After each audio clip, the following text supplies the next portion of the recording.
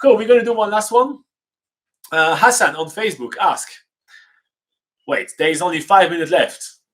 Okay, are we going to do? You could get through that in 5 minutes. That's that. I think literally the longest question. We could go over time. All right. So Hassan on Facebook say, hi, I have a question regarding camping in a self-contained motorhome.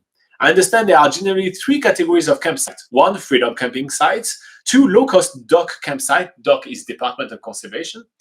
3, more costly holiday park. I want to ask, for any of these, is there a requirement to reach the campsite by a certain time? For example, if we want to explore the surrounding areas till late at night and then reach a dock campsite / holiday park, let's say, for example, around 10 p.m., can we go into the campsite at that time late in the night? Or do these get closed for check-in after a certain time and we must reach them by a certain time? Thank you.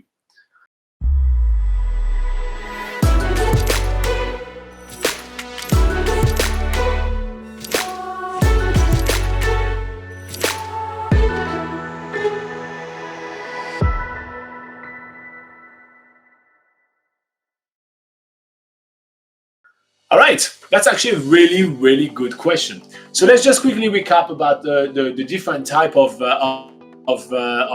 accommodation for camping that are available in New Zealand, as well as telling you literally when can you check in to those campsites. So first up, let's talk about freedom campsites. So those are run by the Department of Conservation, which is DOC. That's what we say when we say DOC all the time. So freedom campsites. No, they're not.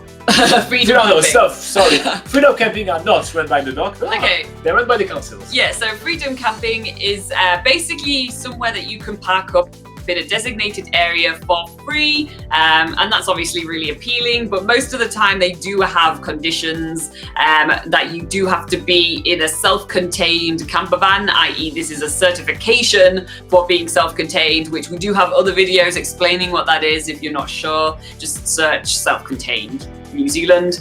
And yeah, so freedom camping is for that. It's free, and it usually does have a limited amount of spaces in those freedom camping areas. So there's obviously not a check-in time because it's not serviced, but you do need to, obviously, if there is a limited amount of space, you probably want to get there a little bit early before all the spaces are taken up. Otherwise you'll have to go and find somewhere else. So yeah, so it's definitely first in, first served. Then in the high season, in the high season in New Zealand, which is summer, which runs from... That's from, well, the busy season in New Zealand is from November to March.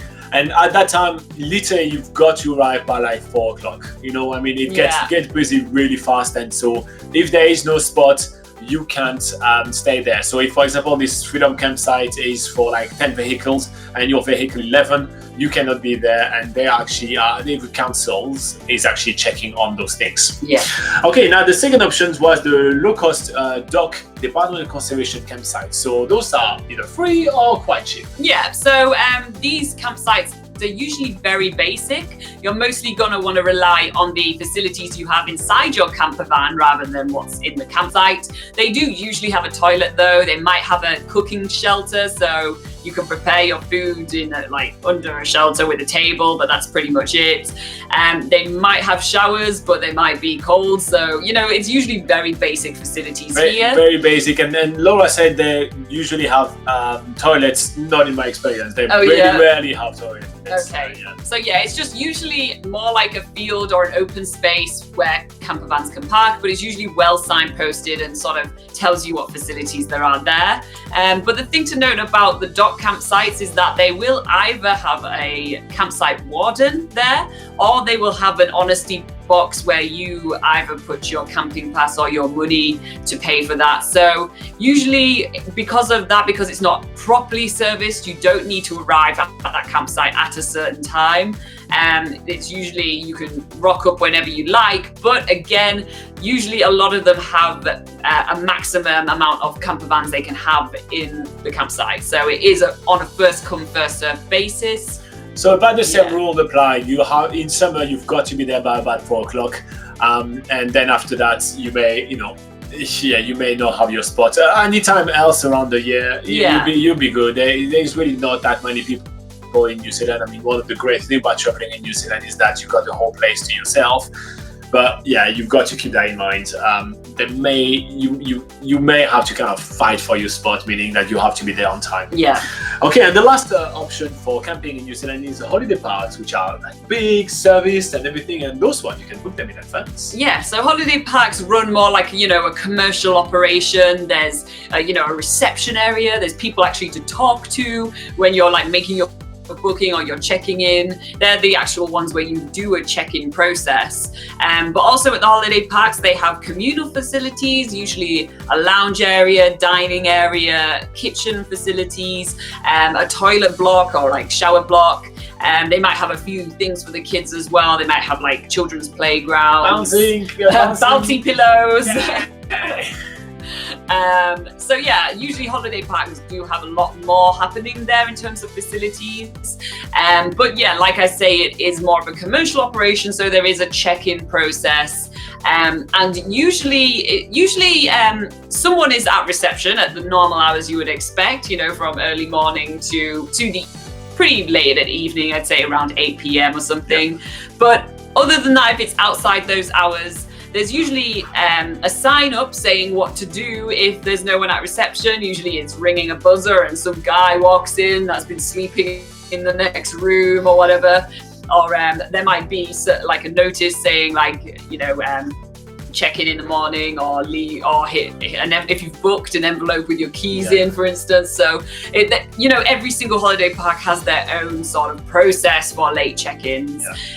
But yeah, usually probably the best thing to do if you have booked in advance is to just say like, hey, we might be, arriving maybe after 8 or 10 p.m. or something, between 8 and 10 p.m. Is that still okay for checking in? And usually they're usually fine with it. You made a booking, so they're good with that because you booked for it. So the thing is that this holiday park is the only one that you can book in advance. So you can guarantee your spot. So technically, if you buy your spot, you paid for your spot, for your camp spot or for your powered site and everything, it is yours to take because and you get to arrive whenever it's convenient for you.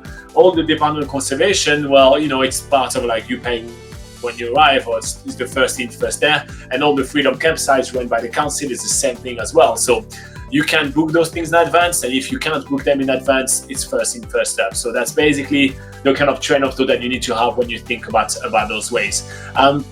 But to be quite fair, when traveling in a camper van in New Zealand, you will have to use campsite from time to time. And it's still, there is a lot of facilities and everything, but you will have to use them because you need to empty the grey water and the black water from your camper van and all those kind of things. So no matter what, you will have to use them from time to time. So maybe plan your freedom campsite in the places where you don't want to do your evening activities, and plan your campsite, your holiday campsites in the places where you want to do those late night activities. So if you keep that in mind, you should be able to make your way around New Zealand in a smooth way. All right, I hope that you find this one very useful. If you do like it, click on the like button, and if you do have questions, what can you do? You could put it in the comments below. Boom, dynamite.